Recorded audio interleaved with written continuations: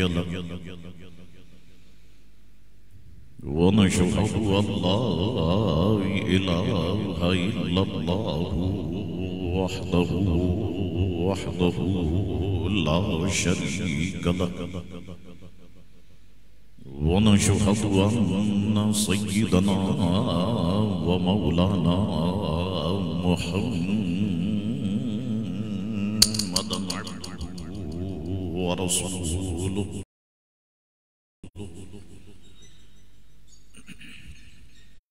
أرسله بالحق بشيرا ونذيرا أما بعد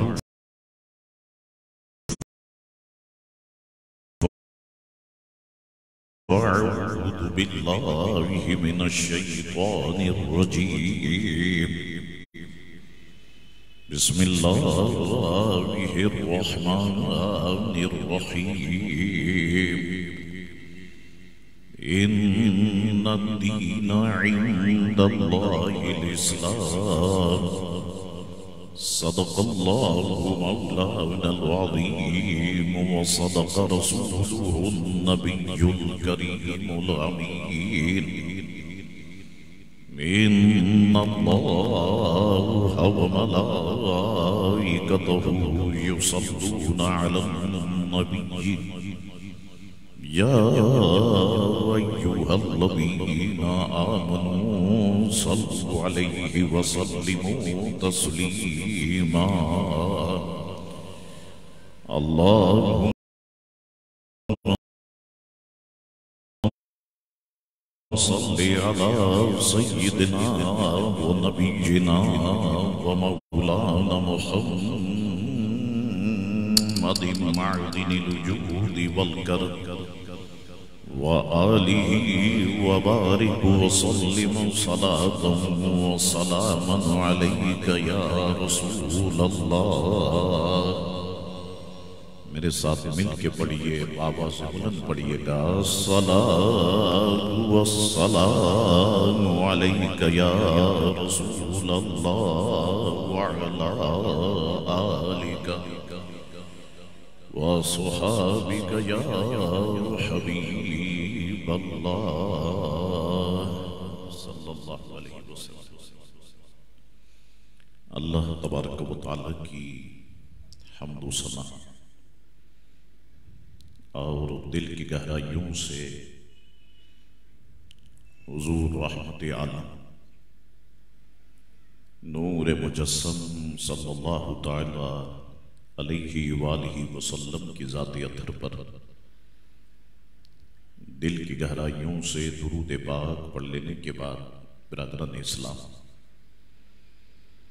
दुआ है अल्लाह करीम से कि अल्लाह करीम हम तमाम मुसलमानों के गुनाहों को माफ़ फरमाए और हम सबको दीन मुबीन का नूर कामिल अता फरमाए।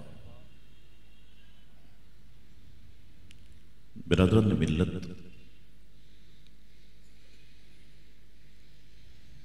आप सब जानते हैं कि इस दुनिया में दीन इस्लाम के अलावा भी दीगर मज़ाहिब मौजूद हैं।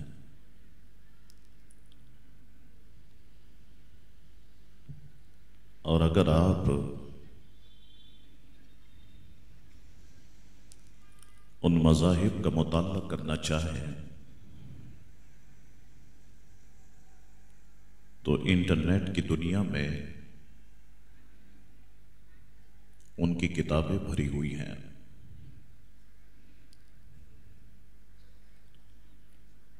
मैं आपसे सच कहता हूं कि दुनिया के तमाम मज़ाहिब को आप अपने सामने रखें और अल्लाह उसके प्यारे रसूल अलैहिस्सलातु वस्सलाम के दीन को अपने सामने रखें। खुदा की कसम दुनिया का कोई भी मजहब किसी भी मामले में इस्लाम का मुकाबला नहीं कर सकता। आज के दौर में ज़रूरत है अपने मज़हब को पढ़ने की, अपने दीन को पढ़ने की, क्योंकि ये सेकुलर तबका, ये लिबरल लोग हमेशा ऐसे वाक़े की तलाश में रहते हैं कि जिसके जरिए से इस्लाम पर हमला किया जाए, उन लोगों को बताया जाए कि इस्लाम माज़अल्लाह ये दहशतगर्दी सिखाता है, इस्लाम गुंडागर्दी सिखाता है, इस्लाम बदमाशी सिखाता है। तो जब बार बार हमारी ये आवाज लोगों तक पहुंचेगी तो लोग दीन इस्लाम से आहिस्ता आहिस्ता दूर होते चले जाएंगे। लेकिन मैं ऐसे लोगों से कहना चाहता हूं कि तुम्हारी ये हरकत इंतहाई मौज़े का कैस है। दुनिया पूरी ताकत लगा दे, खुदा की कसम इस्लाम के पैगाम को कोई रोक नहीं सकता है। इस्लाम की फितरत में कुदरत ने लचक दी है, तुम जितना इसे दबाओगे ये उतना ही उभरेगा। दुनिया के तमाम मज़ाहिब को अपने सामने रखे और दीन इस्लाम को अपने सामने रखे। जो मैंने आपसे कहा कि कोई भी मजहब किसी भी मामले में इस्लाम का मुकाबला नहीं कर सकता, मैं इसकी मिसालें आपको देता हूं। आप देखें, इस्लाम का निजाम तहरत, पाकी का निजाम। मैं आप सबसे पूछता हूं, मुझे बताइए, क्या जैसा कि इस्लाम ने पाकी का निजाम दिया, ऐसा किसी और मजहब ने पाकी का निजाम दिया? नहीं दिया। और हम तो वो मुसलमान हैं कि जब तक कल्वी तौर पर दिल मुतमईन ना हो जाए पाकी से, हमारा जब तक दिल मुतमईन ना हो जाए, हमारा जिस्म भी बेचैन रहता है, हमारी रूह भी बेचैन रहती है। दुनिया का कोई मजहब इस तरह से पाकी का निजाम सामने नहीं रखता जिस तरह के इस्लाम ने हमारे सामने निजाम रखा है। मैंने दुनिया में ईसाइयों को देखा, मैंने दुनिया में सिखों को देखा, मैंने दुनिया में हिंदुओं को देखा, मैंने श्रीलंका में बुद्धिस्ट को देखा, मैंने काफी मजहब के मानने वालों को करीब से देखा। खुदा की कसम, जो निफासत इस्लाम के अंदर है ये किसी और के अंदर नहीं है। और मैं आपसे कहता हूं, देखिए, आप मुसलमान जब तक, एक तो मजबूरी अलग बात है, जब तक पानी से तहारत हासिल नहीं कर लेता इसे सुकून नहीं मिलता। मैं आपको बताऊं कि दुनिया में एक पाकिस्तानी एयरपोर्ट्स, चले हम कराची का इंटरनेशनल एयरपोर्ट लेते हैं, इसमें वॉशरूम में पानी है। सऊदी अरब का एयरपोर्ट्स आप ले लें, वॉशरूम में पानी है। आप दुबई का एयरपोर्ट ले लें, वॉशरूम में पानी है। लेकिन दुनिया, आप अमेरिका चले जाएं, आप कनाडा चले जाएं, आप स्पेन चले जाएं, आप ऑस्ट्रिया चले जाएं, आप जर्मनी चले जाएं, किसी भी एयरपोर्ट पर आपको वॉशरूम में पानी तक नहीं मिलेगा। तो बड़ी मुश्किल हो जाती है दौरान सफर हम जैसे लोगों के लिए। फिर एक डिस्पोजेबल बोतल अपने साथ रखना पड़ती है, क्योंकि तरबियत ही हमारी ऐसे माहौल में हुई है ना। तो अब जब तक पानी से इस्तिंजा ना कर ले हमें सुकून ही नहीं मिलता है। अल्लाहु अकबर। दूसरा मैं आपको बताऊं निज़ाम इबादत, इस्लाम का जो हसीन निज़ाम इबादत है, खुदा की कसम ऐसा निज़ाम इबादत किसी और के पास नहीं है। देखिए आप, अगर आपको नमाज पढ़ना है, गुस्ल जरूरी है तो आपने गुस्ल करना है, और गुस्ल के लिए कितनी चीजें जरूरी हैं आप जानते हैं। हाथों का धोना जरूरी, कुल्ली करना जरूरी, नाक में नथनों तक पानी चढ़ाना जरूरी, पूरे आज़ाए जिस्म पर पानी बहाना जरूरी। और जिस्म के बाज आज़ा ऐसे हैं कि जब तक कि उन पर जानबूझ के पानी ना बहाया जाए तो पानी बहता ही नहीं है, तो गुस्ल ही नहीं होगा। मिसाल के तौर पर हाथों का यह हिस्सा जब तक कि इधर पानी ना पहुंचाए तो गुस्ल नहीं होगा। इसी तरह हमारी नाफ का हिस्सा जब तक कि इसमें पानी ना पहुंचाए गुस्ल नहीं होगा। अल्लाहु अकबर। तो गुस्ल अगर लाजमी है तो गुस्ल करना जरूरी है, वजू लाजमी है तो वजू करना जरूरी है। उसके बाद आप देखें लिबास का पाक होना जरूरी, और जिस जगह पर आप नमाज पढ़ रहे हैं उस जगह का पाक होना जरूरी, किबला रुख होना जरूरी, नमाज का वक्त होना जरूरी। और फिर कहीं जाकर के बंदा मुसलमान अल्लाह की इबादत करता है, इतने एहतिमाम के साथ इबादत करने के बावजूद आप देखें कि वो दुआ के लिए अपने हाथों को उठाता है और ज़ारो कतार रोता है और कहता है मौला ये टूटी फूटी इबादत है, इसे अपने महबूब के सदके कबूल फरमा लेना। ये तरीका इबादत आपको दुनिया में किसी और मजहब में नहीं मिलेगा। वो तो खड़े खड़े पेशाब कर लेते हैं और अपना कोट पैंट पहना सीधा चर्च में आ गए। वो प्लस के निशान, वो जो निशान कहते हैं उनका क्रॉस का निशान, उसके सामने आके खड़े हो जाते हैं और एक छोटे से कमरे में उनका पादरी बैठा हुआ होता है और कहते हैं मुझे गुनाह माफ करवाने हैं। वो कहता है इतने पैसे दे दो तुम्हारे गुनाह माफ हो जाएंगे।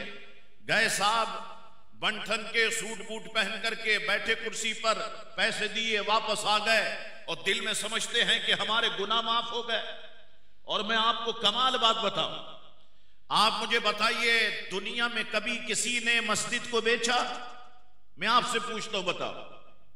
वो ख्वाह किसी भी मकतबा फिक्र की मस्जिद हो, क्या किसी ने मस्जिद को बेचा?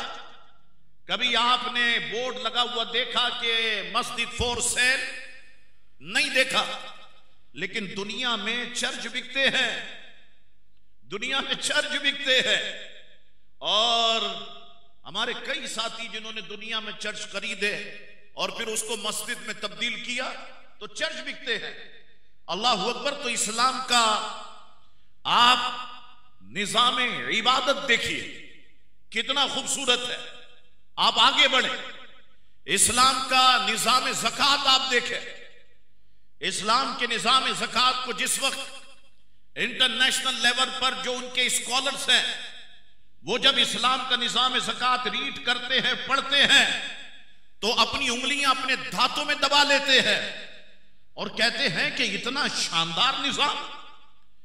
इस्लाम गोया हुक्म यह देता है कि ऐ लोगों तुम पर ज़कात देना लाजमी है, लेकिन कई शराइत हैं कि 7.5 तोले सोना हो, 52.5 तोले चांदी हो और फिर या उसके मसावी रकम हो और उस पर फिर साल गुजर जाए और माल कब्जे में मौजूद हो। कई शराइत के बाद जाकर के ज़कात बंदे मोमिन पर लाजिम होती है। गोया इस्लाम ये बताता है कि ऐ दौलतमंद लोगों, ऐ पैसे वाले लोगों, तुम्हारे माल के अंदर गरीबों का हिस्सा है, ये हिस्सा गरीबों का है और तुमने गरीबों तक पहुंचाना है। अल्लाह अकबर। तो इस निजाम को जब वो देखते हैं तो वो दंग हो जाते हैं। और मैं आपसे सच कहता हूं दोस्तों, अगर ज़कात देने वाले डंडी ना मारे और दियानतदारी के साथ ज़कात दें मैं पूरे पाकिस्तान की बात नहीं करता, मैं सिर्फ कराची की बात करता हूं। अगर ज़कात देने वाले दियानतदारी के साथ ज़कात दे, खुदा की कसम 5-10 साल में आप देखिएगा कि ज़कात देने वाला तो दिखाई देगा, लेकिन ज़कात लेने वाला कोई दिखाई नहीं देगा। ये इस्लाम का हुस्न है। अल्लाह अकबर, आगे बढ़ो। इस्लाम का निजाम, रोजे का निजाम, निजाम सियाम, इसको आप देखें।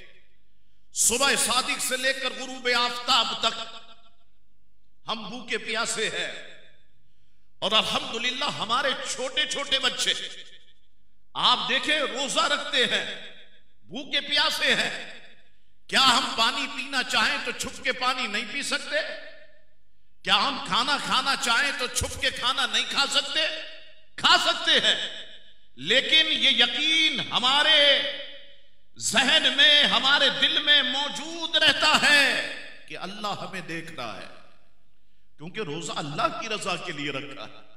अल्लाह हमें देख रहा है, और ये यकीन बंदे को हर वक्त होना चाहिए, वो माह रमजान हो या ना हो। हर पल, हर लम्हा, हर साथ, हर मिनट, हर सेकंड, हर घंटा ये बंदे को यकीन होना चाहिए कि अल्लाह तबारक व तआला मुझे देख रहा है। जब ये यकीन रहेगा, इंशाअल्लाह तबारक व तआला इंसान गुनाहों से महफूज रहेगा। वो छोटे से छोटा गुनाह भी नहीं करेगा, क्योंकि वो यकीन रखता है कि अल्लाह उसे देख रहा है। आइए आगे बढ़े।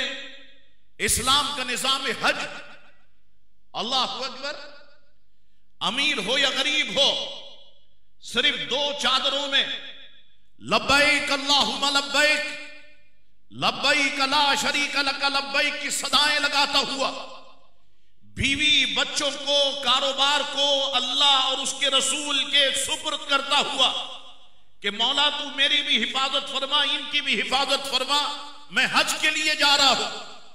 वो मक्के शरीफ पहुंचता है, मस्ताना वार काबे का तवाफ करता है, सफा मरवा की सही करता है, अल्लाह की रजा के लिए खुले आसमान के नीचे बैठा हुआ है। ये जो यूनिटी है, ये जो हज में इत्तेहाद है, खुदा की कसम जब दुनिया इसे देखती है तो वो दंग होकर के रह जाती है। तो दुनिया का कोई भी मजहब किसी भी मामले में दीन इस्लाम का मुकाबला नहीं कर सकता।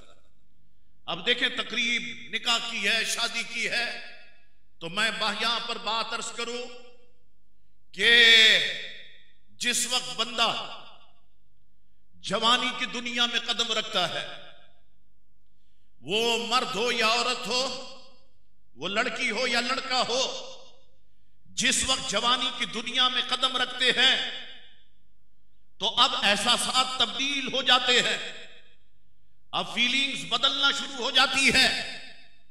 अब ये मौका शैतान के लिए एक मुसलमान को बहकाने का बड़ा शानदार मौका होता है। कुरान ने कहा कि इन्ना शैतान लिल इंसान यादुव्वुम मुबीन, बेशक शैतान इंसान का खुला दुश्मन है।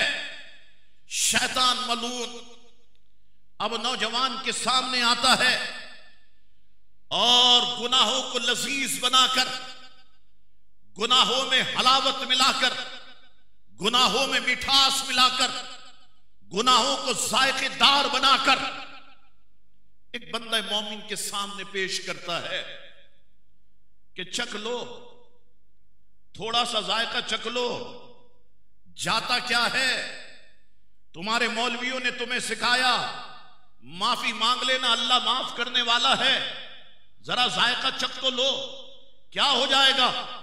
अल्लाह अकबर। अगर कोई शैतान के बहकावे में आकर कोई नौजवान जब गुनाह का जायका चखता है, अब शैतान आहिस्ता आहिस्ता उसे ऐसे मीठे दलदल में उतारता चला जाता है।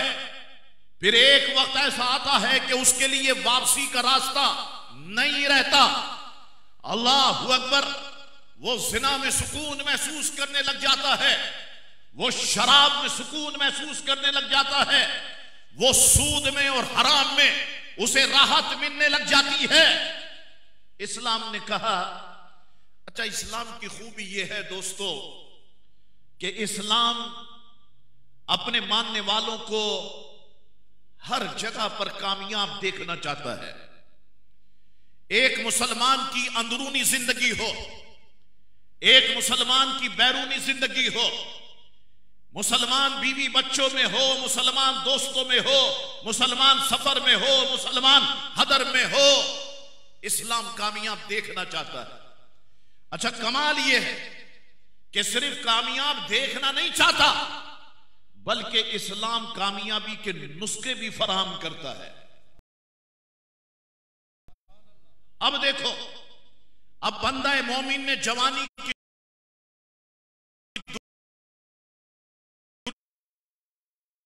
दुनिया में कदम रख दिया। अब इस्लाम जानता है कि चारों तरफ से शैतान मलून इसको गुमराह करने की कोशिश करेगा, तो अब इस्लाम वाज़े पैगाम देता है, ऐ उम्मते मुस्तफा के नौजवानों, तुम्हारी ये निगाहें गैर औरतों को देखने के लिए नहीं है, तुम्हारी ये निगाहें हैं तो आमना के लाल प्यारे मुस्तफा को देखने के लिए है। तुम्हारे ये हाथ गैर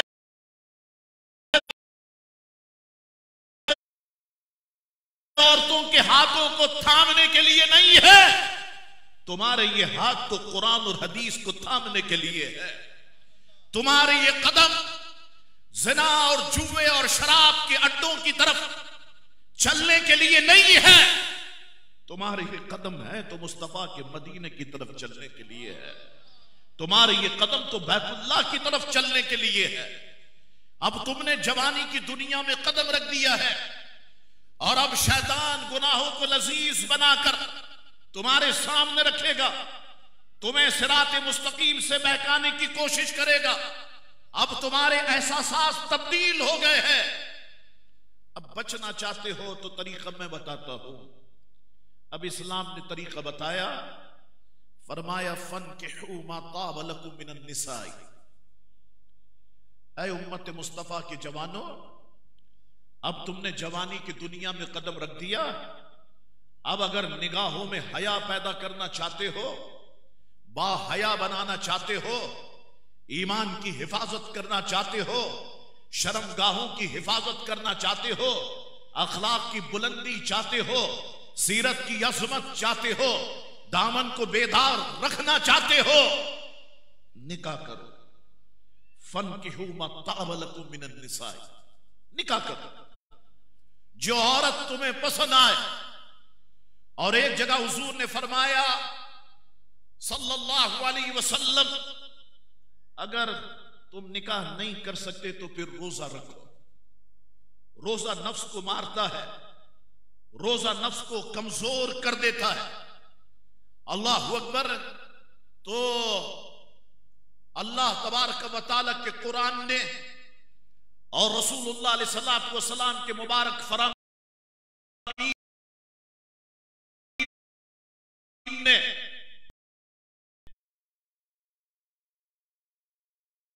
उम्मत मुस्तफा को निकाह करने का हुक्म दिया कि निकाह ऐसी चीज है जिससे शर्म पैदा होती है, हया पैदा होती है, शर्मगाहों की हिफाजत होती है। आप कहें शाह साहब, अगर निकाह से शर्मगाहों की हिफाजत होती है तो आज जितनी मस्ती शादीशुदा लोगों को है,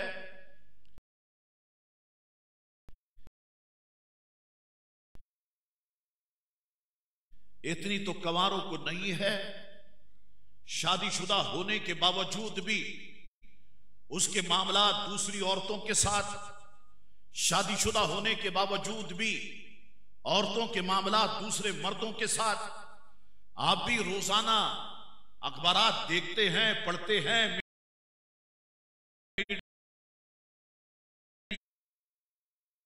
या देखते हैं, और हम भी देखते हैं, ऐसा तो हो रहा है।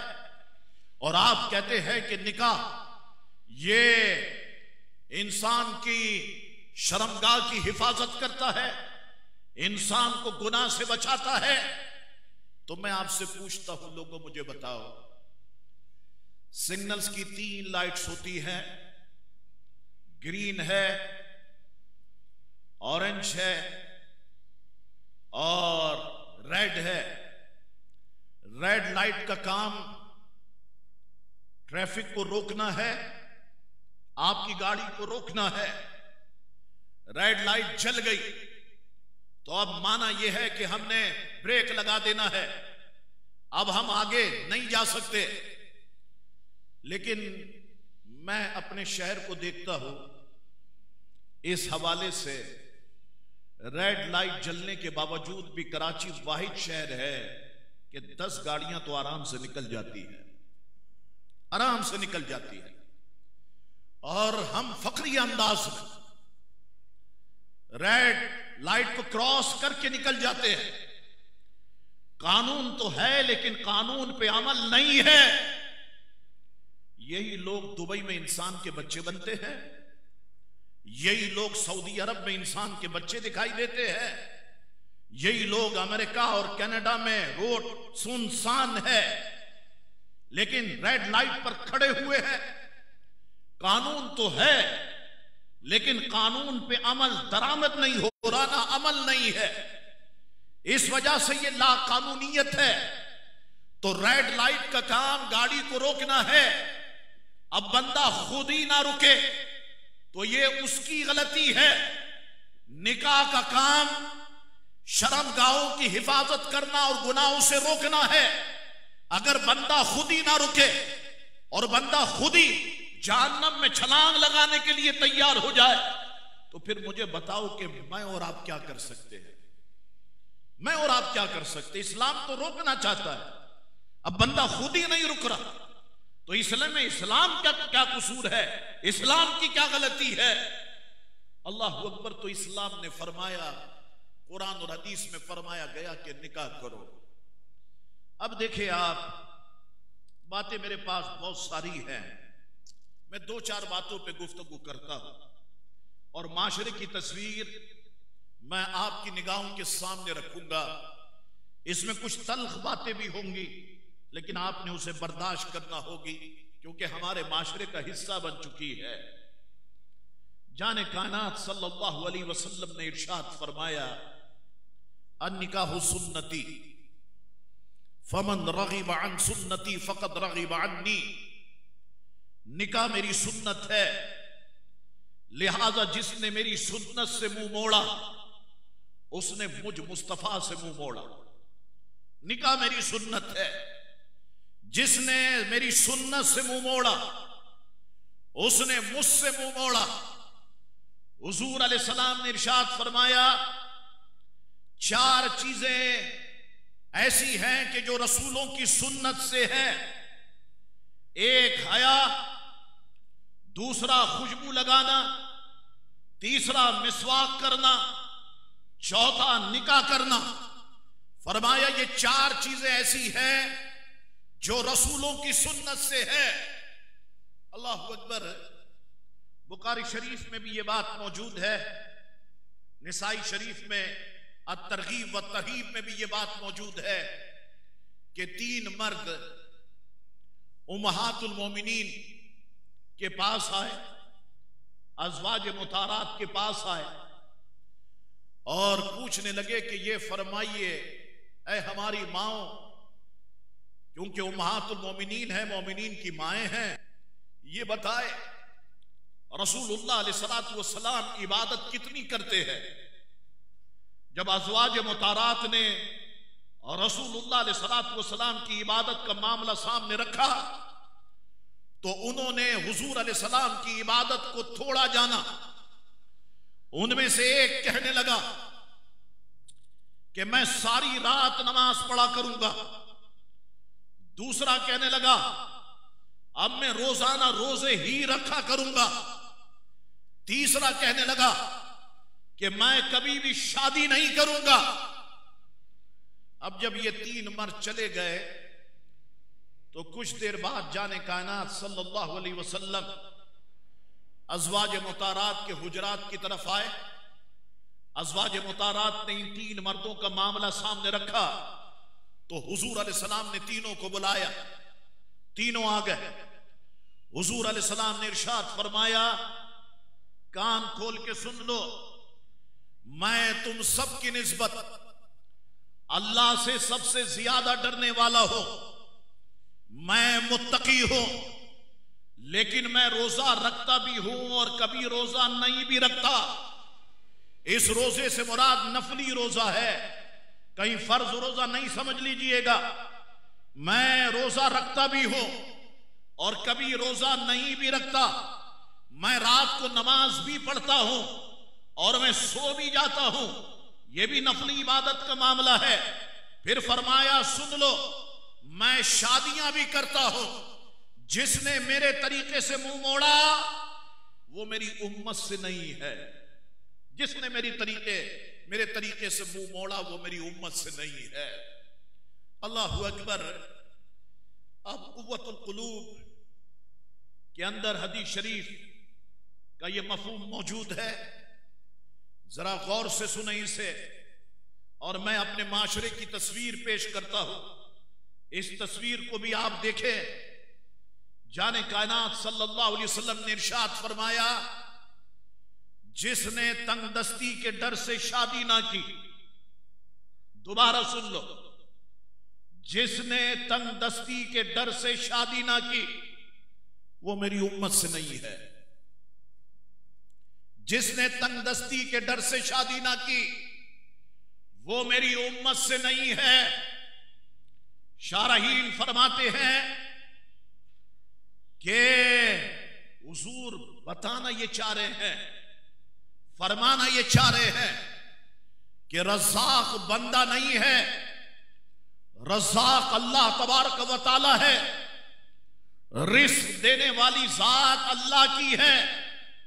शौहर कमाने वाला है, मजदूरी करने वाला है, खिलाने वाला नहीं है। खिलाने वाला है तो अल्लाह है, और अगर कोई किसी को खिलाता है तो उसे खिलाने की तौफीक देने वाला भी अल्लाह ही है। अल्लाहु अकबर।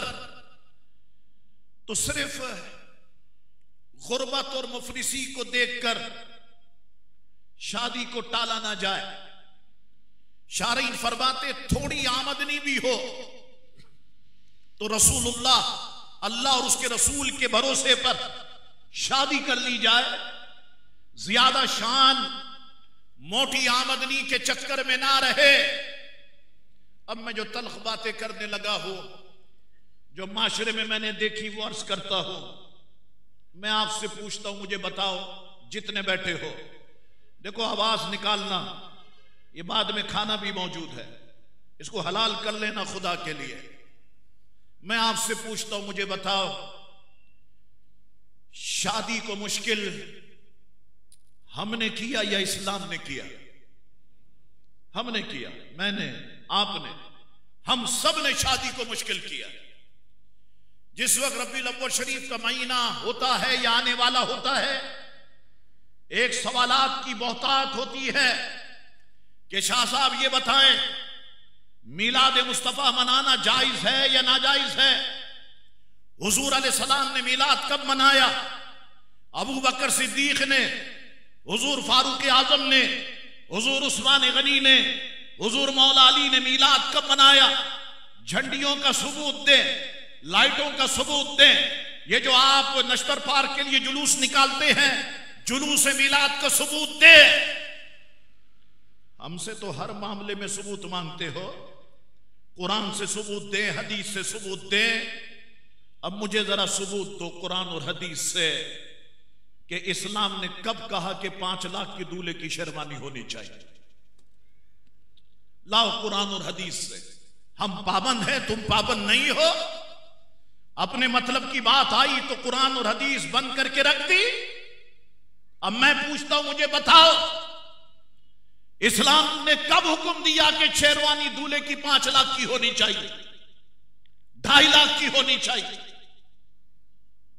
दीपक परवानी, आमिर अदनान, ये बड़े बड़े डिजाइनर के पीछे कौम भागती है और शेरवानी की इब्तिदा उनकी 40-50 हजार से होती है। और 40-50 हजार की जो शेरवानी है वो आप स्वयं में पहन सकते हैं। वो तो इतनी सादा शेरवानी है, आप सोए में पहने या जनाजे में पहन लें। और ऊपर की तरफ जाए, ये सारा नौजवान तबका बैठा हुआ है। देखो कौम ब्रांडेड की दीवानी है ना। अच्छा, कमाल बात यह है, इस मामले में मैं देखता हूं कि पाकिस्तान का कोई ब्रांड नहीं है, अलल टप चल रहा है। दुनिया में तो ब्रांड है, मैं देखता हूं वो गुची है, वो परादा है, इस तरह के दीगर और नाम है। दुनिया ब्रांड के पीछे भागती है। अल्लाह अकबर। तो यहां इस्लाम ने कब हुक्म दिया कि दुल्हन का शरारा 2.5 लाख का होना चाहिए, 3 लाख का शरारा होना चाहिए? इस्लाम ने कब हुक्म दिया? शादी को मुश्किल तो हमने बनाया, शादी में रुकावटें तो हमने खड़ी करी। इस्लाम ने तो शादी को आसान रखा। एक दौर था कि शादियां होती थी रोड पे ही होती थी। कितने बुजुर्ग बैठे होंगे, शादी उनकी रोड पे हुई, दूसरे दिन पता चलता था इतने चमचे गायब हो गए, इतनी प्लेटें गायब हो गई, उसी में हिसाब हो रहा होता था।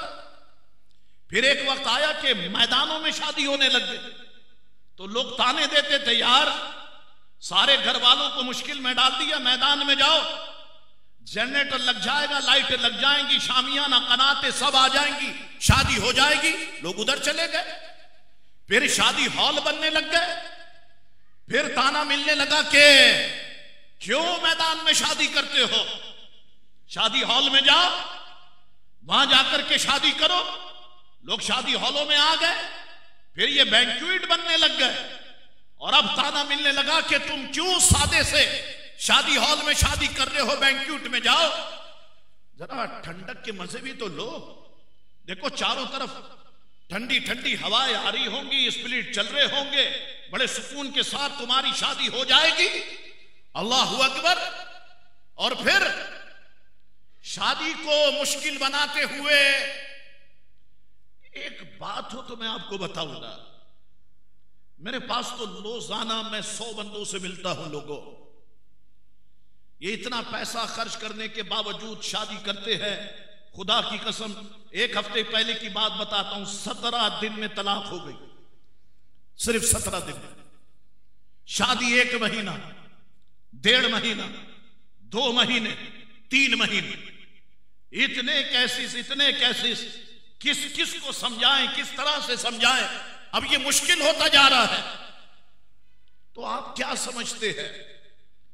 अजीबो गरीब मामलात आ गए। ब्राइडल शावर एक नई चीज आ गई, मैं अभी इसको सुन रहा हूं। फिर आप देखें दुल्हन का मेकअप, और मेकअप भी वाटरप्रूफ होना चाहिए, क्योंकि रुखसती के वक्त जो रिक्कत अंगेज मनाजिर होंगे और उससे जो आंसू निकलेंगे, कहीं मेकअप बह ना जाए और दुल्हन का हकीकी चेहरा कहीं सामने ना आ जाए तो शादी गले पड़ जाएगी। इसलिए वाटरप्रूफ मेकअप उसने कराना भी बड़ी जगहों से है, उसके भी बड़े पैसे हैं। 40,000 तो ये तो इससे ऊपर चले गए, 60,000, 1 लाख, इससे ऊपर चला गया मामला। अल्लाहू अकबर। उसके बाद आप आगे बढ़े और अब तो दूल्हे के भी मेकअप हो रहे हैं। कितने निकाह में बैठा होता हूं, क्या हुआ, दूल्हा अभी आ रहा है ब्यूटी पार्लर से, इसको भी पार्लर की जरूरत पड़ गई, ये भी पार्लर से होकर के आ रहा है। अल्लाहू अकबर। फिर दूल्हा और दुल्हन की एंट्री होती है, लाइटें बंद कर दी जाती है, स्पॉट लाइट। एक मौलवी साहब एक जगह मेरे साथ बैठे हुए थे, मैं नाम नहीं लूंगा, स्पॉट लाइट, और फिर गाने चल रहे हैं। अच्छा, फिर जब आपने एहतजाज किया तो अब अल्लाह के नाम अस्माउल हुसना का जिक्र हो रहा है और दूल्हा दुल्हन आ रहे हैं। अच्छा, जब जिंदगी में पहली बार ऐसा हुआ, लाइट बंद हुई, तो मैंने कहा क्या जिक्र होगा?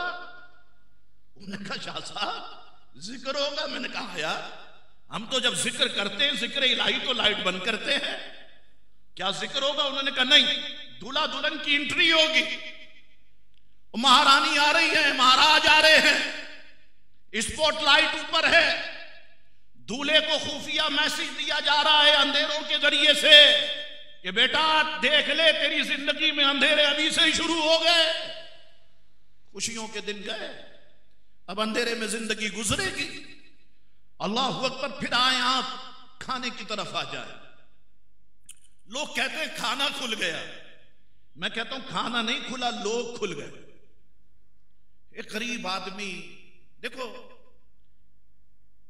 अब उधर से बीवी का प्रेशर है, बेटियों का प्रेशर है, वो इधर बेचारा पैसे उधार लेता है, किसी से लाख, किसी से 2 लाख, अपनी बच्ची की शादी करता है।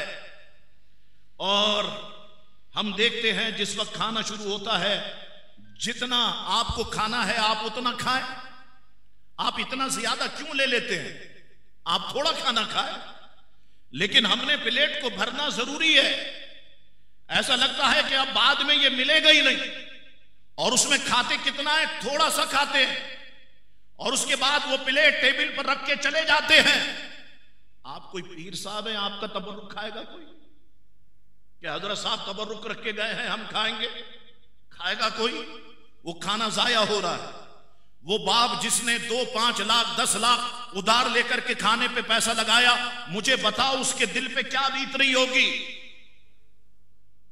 क्या बीत रही होगी? फिर खाना खाने के बाद लोग जब कहते हैं ना मजा नहीं आया, मुझे बताओ उस बेटी के बाप पे ऐसा लगता है कोई खंजर से वार कर रहा होगा। अच्छा, आप क्या समझते हैं? मैं आप सबसे ओपनली पूछता हूं, आप इस तरह लोगों को राजी कर लेंगे? लोगों को खुश कर लेंगे? देखिए, मैं एक मिसाल सामने रखता हूं। एक करोड़पति आदमी है, करोड़पति आदमी 5 स्टार होटल में अपनी बेटी की शादी करता है, इकलौती बेटी है, 52 डिशेस रखता है वो।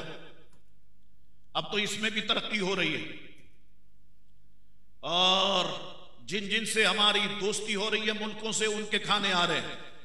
सबसे पहले तो ये चाइनीज सूप, चाइना के अंदर जाएं इस सूप का वजूद ही नहीं है। दूसरा, मुर्गी के गुस्ल का पानी। चले जाए बोल्टन मार्केट, इधर मुर्गी को उल्टा टंगाया हुआ है, उसमें वो पानी डाले जा रहा है, ये मुर्गी के गुस्ल का पानी पी रही है कौम। और बहुत सारो है साहब, बहुत सारो है। शाह साहब आप भी चखे, बहुत अच्छा है।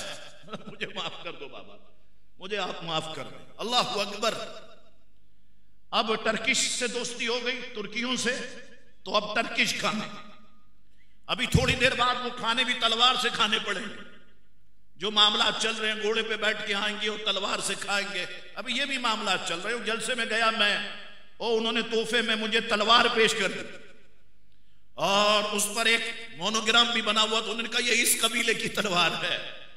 मैंने कहा बना रहे हो 15-15 हजार में लालू खेत में, रणछोड़ लाइन में, और कहते हो उस कबीले की तलवार है। अल्लाह अकबर। एक बंदा है, करोड़पति है, अरबपति है, बेटी की शादी करता है, 5 स्टार होटल में करता है, 52 डिशेस आपके सामने रखता है। आप खाना खाते हैं, यार ये फिश भी अच्छी है, ये चिकन भी अच्छी है, ये सब आपने खाया पिया, डट के खाया। उसके बाद जब गाड़ी में आप घर आने लगे, 4-5 दोस्त या फैमिली है, आपस में क्या कहते हैं? फजूल खर्च निकला, खाया उसका, अब गालियां भी उसी को। फजूल खर्च निकला। पैसा दिखाना चाहता था, पैसा, हमारी नाक तो नीचे कर दी ना, अब इतना एहतमाम हम कहां से कर सकेंगे? लीजिए जनाब, वो 52 डिशेस 5 स्टार होटल में दावत, वो आपको मुतासिर नहीं कर सका।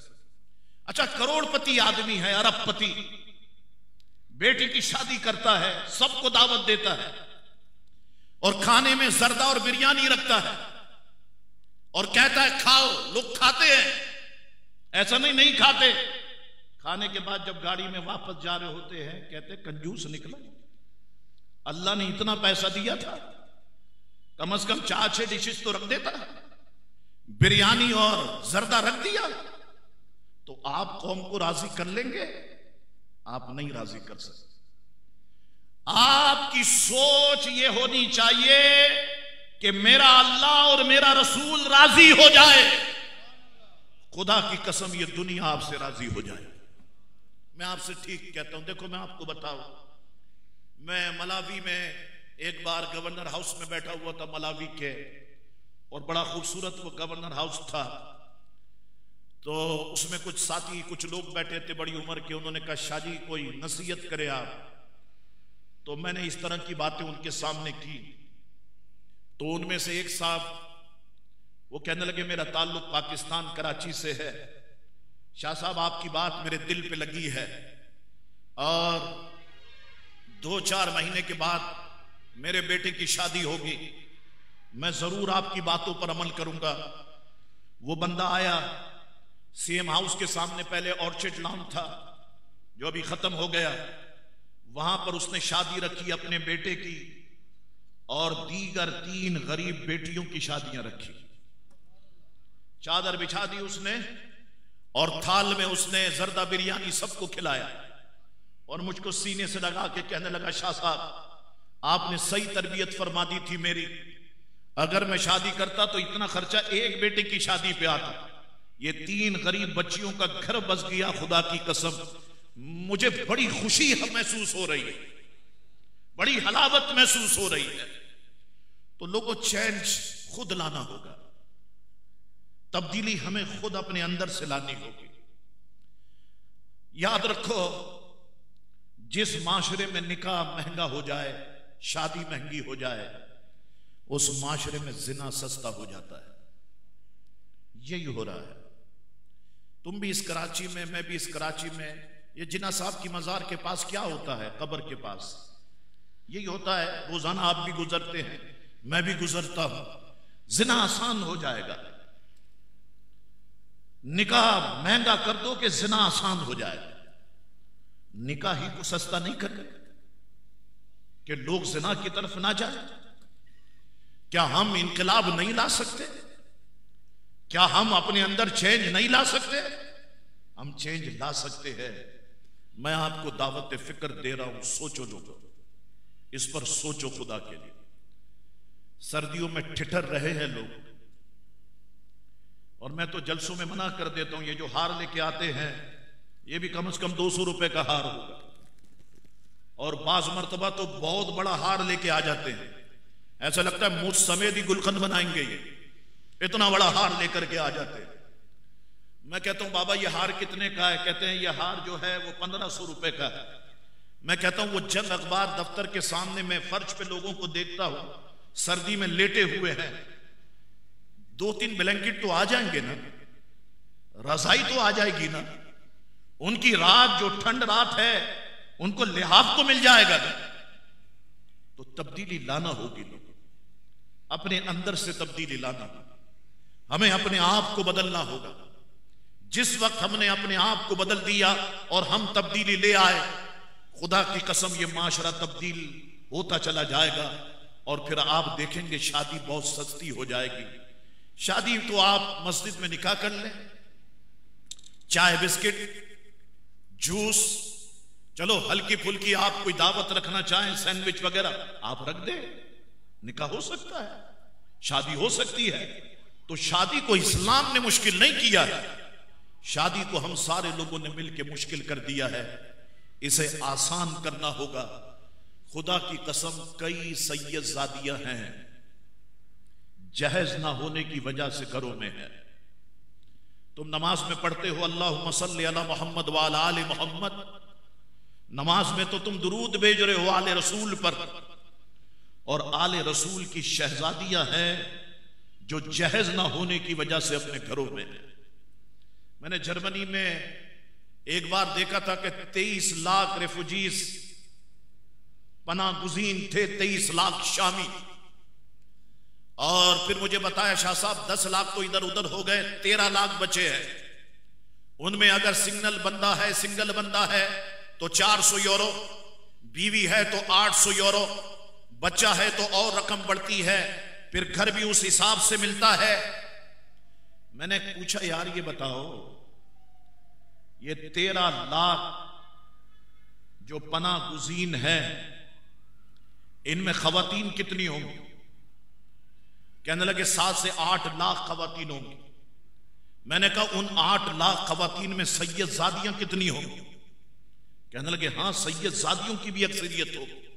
मैंने कहा इन सैयद जादियों से शादियां कौन करेगा, इनके घर कैसे बसेंगे? उनकी नजरें तो हमारे मुसलमान बच्चों पर है। वो तो टैलेंट आपका छीन लिया उन्होंने, इस बहाने वो ले गए, वो पढ़ा रहे हैं और आगे जाकर के उनका मजहब भी वो तब्दील कर देंगे। इन सैयद जातियों के बारे में कौन सोचेगा? तो खुदा के लिए मुसलमानों, ऐसा नहीं है कि हमारे पास पैसा नहीं है, हमारे पास पैसा बहुत है, लेकिन पैसा जहां पर लगना चाहिए वहां पर लग नहीं रहा। तो हम फजूल खर्ची से इज्तिनाब करें और पैसे को जहां पर लगाना है अगर हम वहां पर लगाएं, खुदा की कसम ये तब्दीली की पहली ईंट होगी। अगर हम लगाने में कामयाब हो गए फिर आप देखिएगा कि अल्लाह ताला रास्ते खुद ही खोल देगा। अल्लाह तबारक व तआला इन बातों पर मुझे भी अमल करने की तौफीक अता फरमाए, आप सबको भी अमल करने की तौफीक अता फरमाए। वाखिर दावाना अनिल हम्दुलिल्लाहि रब्बिल आलमीन।